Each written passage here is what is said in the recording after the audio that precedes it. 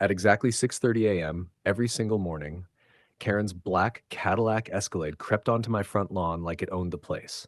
Not the driveway, not the curb, my grass. 2 weeks straight, 2 weeks of tire ruts, 2 weeks of crushed roots and dying sod.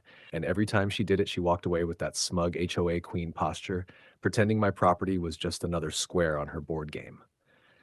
My name is Frank Delgado, 41, landscaping contractor, Henderson, Nevada. I literally make my living protecting grass, soil, and property lines, and Karen chose my yard to play dictator on. When I confronted her, she didn't apologize. She smirked. HOA easement. I can park there. There was no easement, no shared access, no gray area, just Karen inventing power like a toddler with a fake crown. I put up a rope barrier. She crushed it. I put up a sign. She ignored it. I sent certified letters with surveys and photos. She sent threats on HOA letterhead. Every morning, 6:30 on the dot, her Escalade rolled in like it was stomping my lawn on purpose. Deeper ruts, more dead grass, more humiliation. She wasn't parking. She was marking territory. So I did what landscapers do best. I planned a delivery, 3 tons of premium hardwood mulch. Arrival time, 7 a.m. Drop location, exactly where Karen loved to park.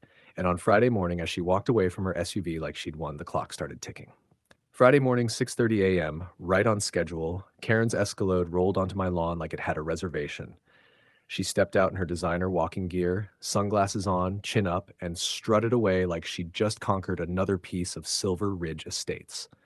At 6:55, the mulch truck arrived. The driver looked at the black SUV sitting in the middle of my yard and then looked at me. Frank, you sure about this? Dump it. 3 tons of hardwood mulch thundered out of that truck like a landslide. Hood disappeared, then the windshield, then the roof. In under 3 minutes, Karen's $70,000 symbol of HOA authority vanished beneath a mountain of dark, steaming mulch. Only the antenna poked out like a tiny surrender flag. I went inside and waited. At 7:45, Karen turned the corner and froze. Her confident stride collapsed into pure panic. My car! Where is my car?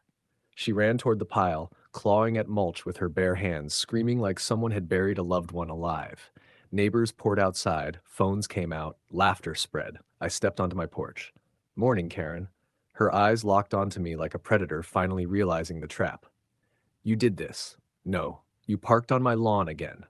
Police arrived. Officer Martinez barely hid his smile as he confirmed what Karen already knew. No easement, no permission, no rights. Trespassing. Karen had to call an emergency excavation company. $4,000 just to dig her own arrogance back out. And that was only the beginning. If you're enjoying watching HOA tyranny get buried, don't forget to like, share, and subscribe. By the time Karen's Escalade was finally pulled out of that mulch grave, it looked exactly how her authority did, scratched, filthy, and exposed. 6 hours of excavation, 2 more of detailing, and a bill that kept climbing while her temper collapsed. But she still thought she could bully her way out. So, I hit her where HOA dictators never expect to be challenged: the law. I filed a lawsuit for 2 weeks of documented trespass and property destruction. Not guesses, not opinions, proof. Daily photos, security footage of her deliberately steering onto my grass, copies of certified letters warning her to stop, her own reply claiming imaginary HOA power. Karen countersued me for the mulch. That lasted about 30 seconds in front of a judge. The courtroom was quiet when the footage played, her Escalade rolling onto my lawn over and over, like she was daring the universe to stop her. You could feel the humiliation spreading through her like poison. The judge didn't raise his voice. He didn't have to. Miss Peterson, you knowingly trespassed after written notice. You damaged private property. Your counterclaim is dismissed. Then came the verdict: $12,000 in damages, $6,000 for soil repair and new sod, $6,000 in punitive damages for deliberate misconduct. Karen went pale. No HOA letterhead, no fake authority, just a woman staring at the price of her own arrogance. And she still hadn't faced the fallout inside Silver Ridge Estates yet. That storm was just beginning. Karen paid the $12,000 fast, not because she wanted to, but because liens were already waiting like sharks. Watching her write that check felt better than watching her Escalade get buried. It wasn't just money leaving her hands. It was power. Silver Ridge Estates started whispering. Neighbors who had been bullied, fined, threatened, and silenced suddenly realized something important. Karen wasn't untouchable. She was reckless, and she had dragged the HOA's name straight into a courtroom. The HOA board called an emergency meeting. Her fake easement story collapsed the moment real maps were put on the table. No shared access, no legal right.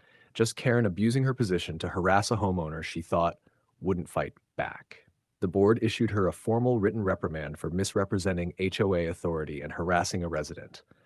3 months later, after complaint flooded in, Karen resigned as HOA president. No speech, no dignity, just a quiet exit from the throne she never deserved. Meanwhile, my lawn was reborn. Fresh soil, perfect grading, thick green sod paid for with Karen's money. Every time I mow it, I remember how she tried to turn it into a parking lot and how it turned into her downfall instead. I still have the video of her screaming and clawing through mulch while the neighbors filmed. That clip is HOA folklore now. Karen thought she could bully with paperwork and fake power. 3 tons of mulch proved her wrong. If you enjoyed watching a corrupt HOA tyrant get buried by her own arrogance, make sure you like, share, and subscribe for more real justice stories.